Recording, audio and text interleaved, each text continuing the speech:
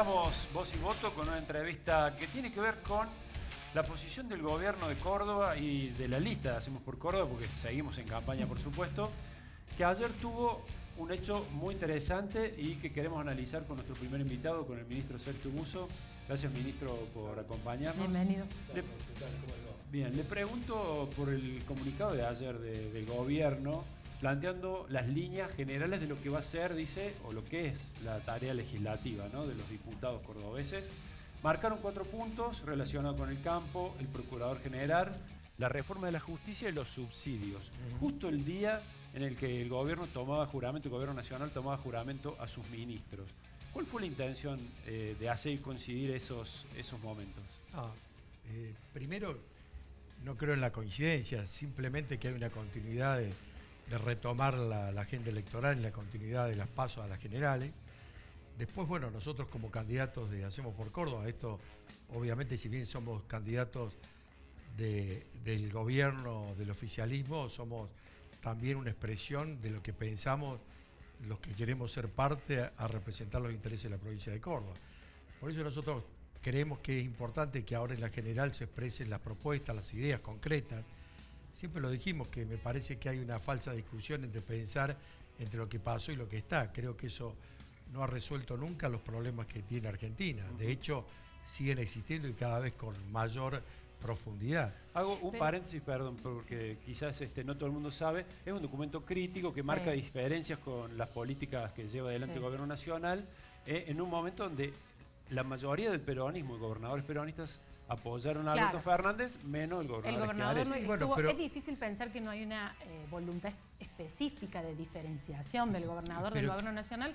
No fue a la reunión de gobernadores peronistas con Alberto Fernández, luego el comunicado. No nos sentimos parte del proyecto político del gobierno nacional, por decirlo de alguna manera, no es de ahora, es de mucho tiempo. Fue la idea de reforzar ese mensaje a los votantes. Sí, también es cierto, es cierto porque primero no fuimos invitados a esa reunión. No fueron invitados. No fuimos invitados y después por el otro lado, me parece que nosotros expresamos una decisión que ya lo hicimos con el gobierno de Macri, de darle gobernabilidad a los gobiernos que ha elegido la gente. Me parece que una buena oposición tiene que acompañar aquellas cosas que sirvan para gobernar, para darle institucionalidad.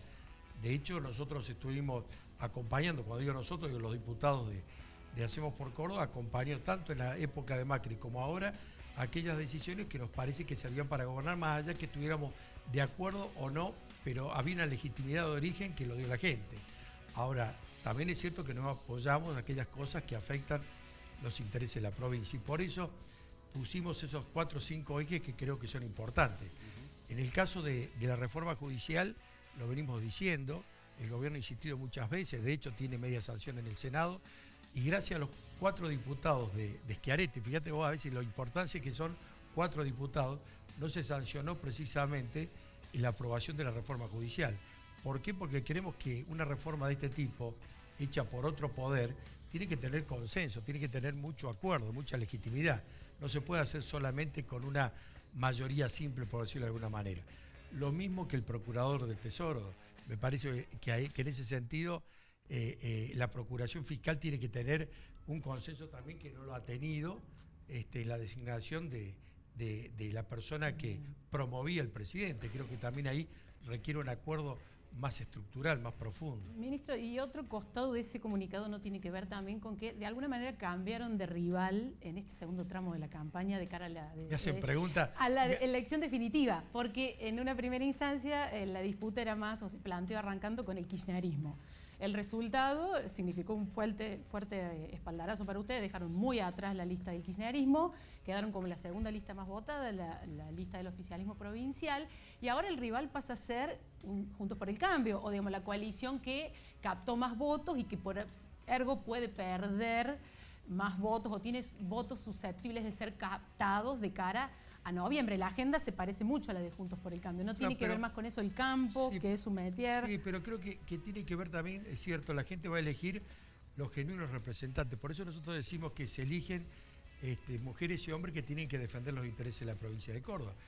Más allá de las pertenencias nacionales. ¿Pero siente que cambió el competidor o cambió el mapa en ese sentido? Nosotros queremos confirmar fundamentalmente lo que fuimos a buscar, que es tener los 3 representantes como mínimo de los que tenemos hoy en la Cámara de Diputados y recuperar el senador nacional. Eso fue un poco la definición que nosotros hicimos a priori. Y la verdad creo que el resultado de las PASO más o menos nos refleja esa expectativa más o menos satisfecha. ¿Y a dónde irían a buscar, como dice Flor, esos votantes que faltan para llegar al tercer diputado? Creo que hay diputado? Mucha gente que no fue a votar. Eso es un componente que nosotros evaluamos, que me parece que va a ser importante. También los votos de otros partidos que no entraron al 1,5% que requiere de piso, también es importante el nivel.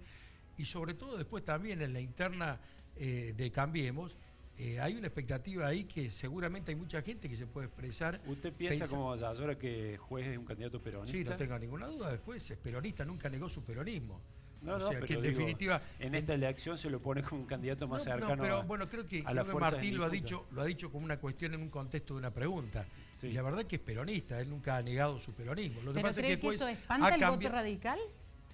No lo sé, nosotros estamos diciendo que objetivamente Juez es peronista, él se expresa como peronista, más allá de que ha pasado por distintas vertientes, ¿no? En su historia política. La verdad que él militó con nosotros, él fue presidente de la Juventud Peronista cuando nosotros recién empezábamos, lo acompañábamos, yo era intendente de mi pueblo, me acuerdo en ese momento, o sea que conocemos bien la historia de Luis Juez. Luis Juez es un representante de intereses fundamentalmente que van cambiando en el tiempo, va trastocando.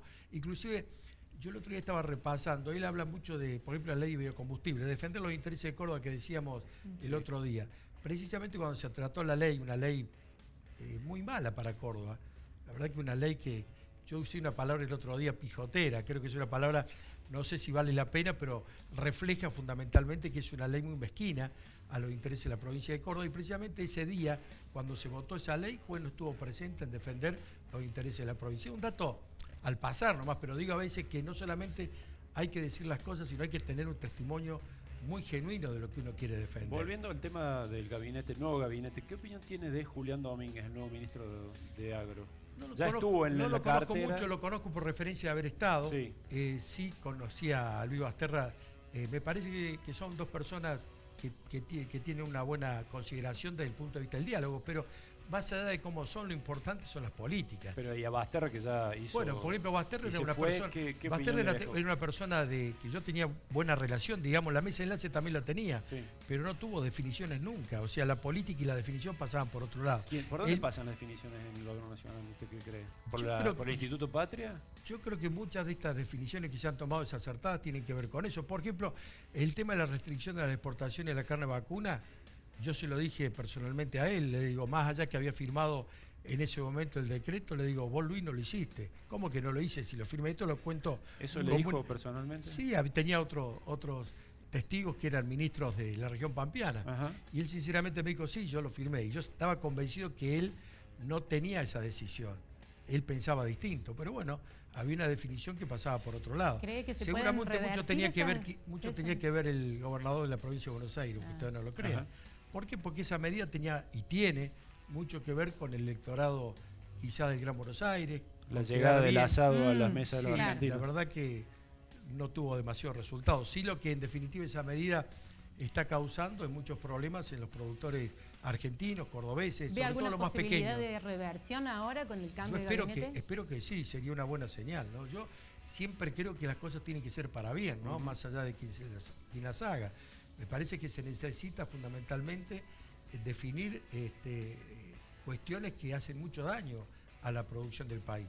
Fíjense ustedes, 100 millones de dólares se pierden por año, no digo por año, por mes, por la restricción de la exportación de carne vacuna.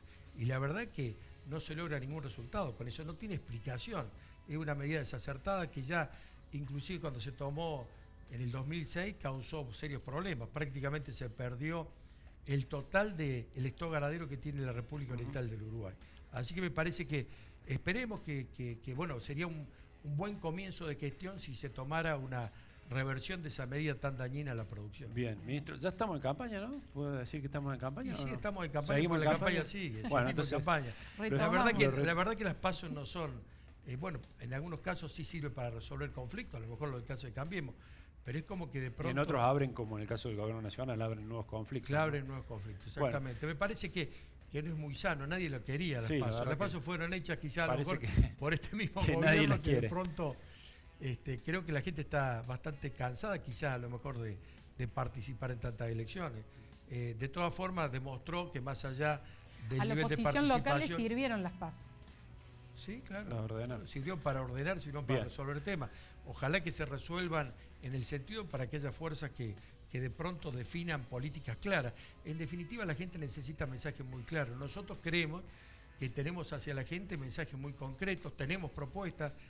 Dije 2 recién, pero hay una que es mucho más importante todavía, que es el tema que aparece en el documento, el tema de las retenciones.